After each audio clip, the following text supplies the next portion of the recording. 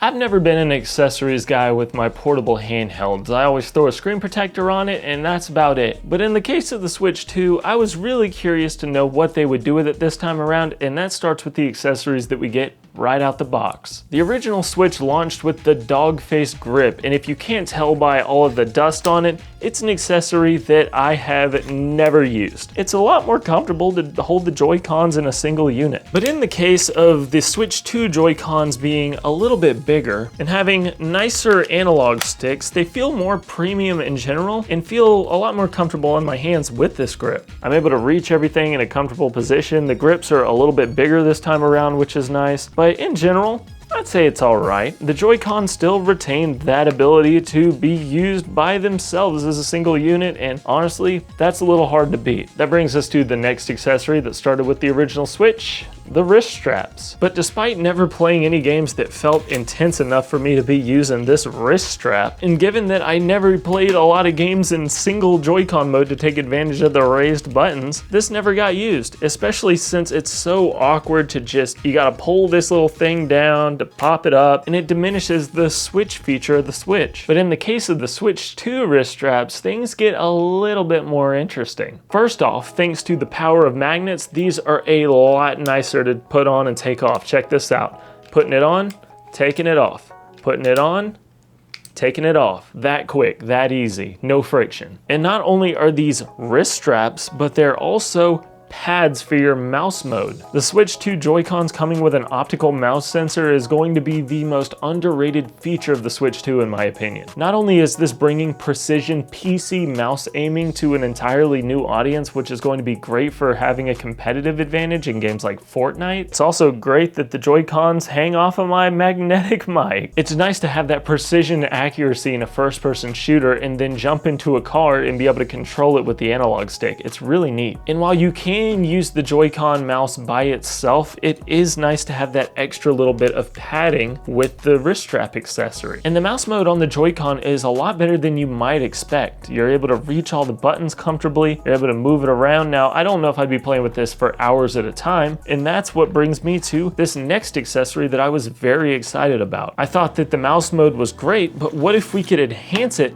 by giving it that comfort of a real mouse while retaining the ability of switching it up? And I gotta be honest with you, this accessory sucks, don't buy it. But if you wanna buy it, I'll put an Amazon affiliate link in the description if you wanna try it out. So here's the problem with using this accessory. When you're using the Joy-Con in mouse mode, you wanna be able to access all of the controls with your thumb. And the reason I bought this one in particular is that it was designed with this side flat. There are some where both sides are raised edges, but I wanted to be able to reach all the controls. And when we pop it in, we can see that the controls are all there. Okay, cool, no problem. But when you start to try to use it, you realize that in order to rest your hand on it, you're pushing your thumb away from the controls. So in order to actually take advantage of the raised edge, you have to awkwardly sit your hand over to the side, then you're not able to reach the controls, and then the next problem is that you're moving around this bulky object. It just doesn't feel as good. So it's kind of hard to show you in camera, but if I'm trying to actually reach up and touch the buttons, I'm cramping my hand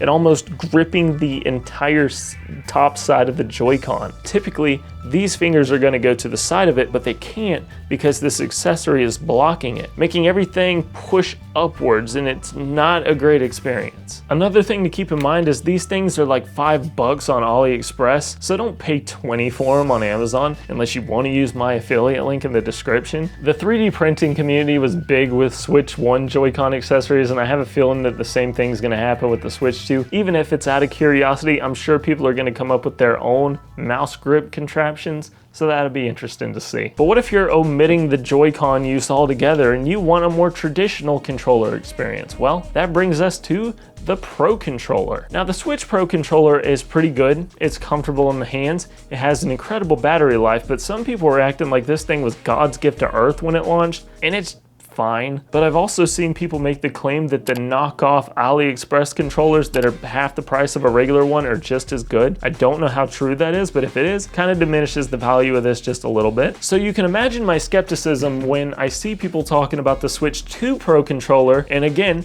they're acting like it's the best controller they've ever seen. Well, after spending a few days with it myself, I can confidently say it might be the best controller that I've ever used. Now the ergonomics are about the same as the Switch 1 Pro controller, which is good. It's fairly comfortable, but what I really like about it is this matte finish. It feels premium and nice in the hands. It also has 2 back buttons that you can program to each individual game, which is cool, and they're recessed almost perfectly against the body. You never feel them or push them on accident. They're just there if you need them. And it's kind of satisfying to just click them, kind of like a fidget toy. But if you've seen anybody talking about the Switch 2 Pro controller, obviously the most standout feature are these analog sticks. These analog sticks are like a hot knife through butter. They're like a fresh set of shaving cream across your face. It is fantastic. And you can do this experiment for yourself. Use any analog stick you have on a controller, push the stick all the way to the edge, and you'll probably be able to tell that it's just slightly grainy. And you can do the same thing if you have Switch 2 Joy-Cons. Put your Switch 2 Joy-Con next to a regular Joy-Con, and you can immediately tell the difference. It's creamy, it's tight. I've almost exclusively used my Xbox controller on my PC for everything, but now I kind of want to use this Switch 2 Pro controller for everything. My only knock against it is that there's no analog triggers. Don't know why Nintendo still doesn't use analog triggers, but I would like to stop flooring my car every time I take off. Now you're probably thinking to yourself, hey T, this is an accessories video, so what case are you using on this thing? And that brings us to today's sponsor. Absolutely nobody. I don't use a case on this thing. I'm sure every YouTuber that you know right now is peddling you the D-brand case, and I'm gonna be honest with you, if they offered it to me, I'd take their money, but I don't know that I would actually use the case myself. The one ace up the Switch's sleeve is that slick form factor, which is the same on the Switch 2, and I like that. I like it being as low profile as possible. If I wanted to walk around with a brick, I'd use a ROG Ally. That was only kind of a joke. I've never been a fan of taking a beautiful piece of brand new tech and slapping on a bulgy, plasticky case. And that's probably why my 6-year-old phone is cracked on the back. But obviously this thing is pretty big, so you're not gonna exactly be sticking it in your pocket, unfortunately, because for some reason we don't make pocket-sized handhelds anymore. And that's why I did get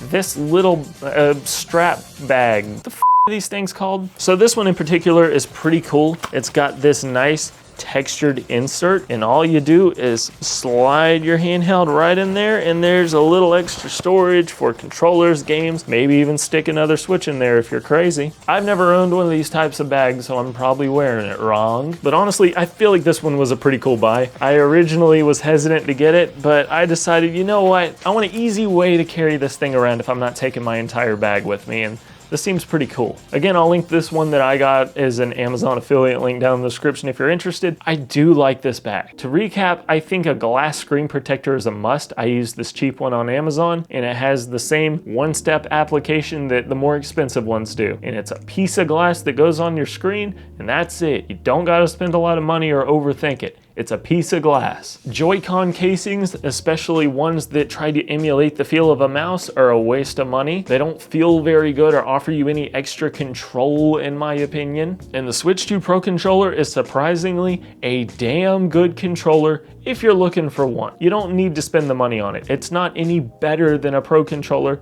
but it does feel pretty nice. If you want a convenient way to keep that thing on you, this crossbody bag is pretty cool. Otherwise, if you're new here, go binge watch my other Switch 2 content, and if you're not new here, I got more retro gaming retrospectives on the way, trust. I know you're probably sick of the Switch 2 stuff, I just had to get it out the way, and we'll be back to our regularly scheduled programming soon. Thanks for watching, everybody. Like, subscribe. I'll see you in the next one. It's been Josh, aka T. See you later.